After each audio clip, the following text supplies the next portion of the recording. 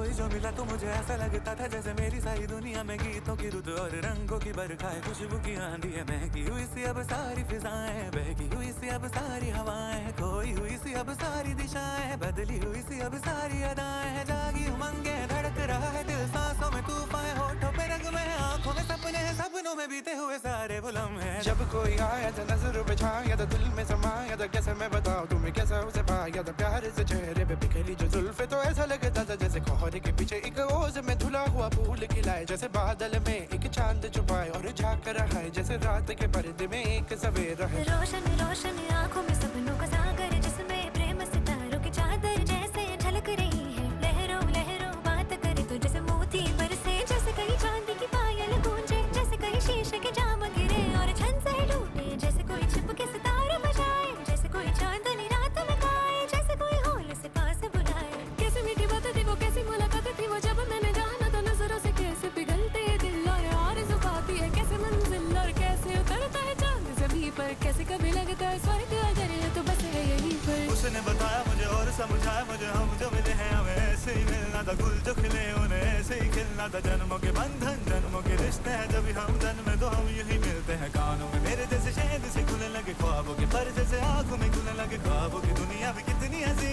और कैसी रंगी थी ख्वाबों की दुनिया जो कहने की थी पर कहीं भी नहीं थी। ख्वाब जो टूटे मेरे, आँख जो खुली मेरी, होश जो आया मुझे, मैंने देखा मैंने जाना वो जो कभी आया था, नजरों पे छाया था दिल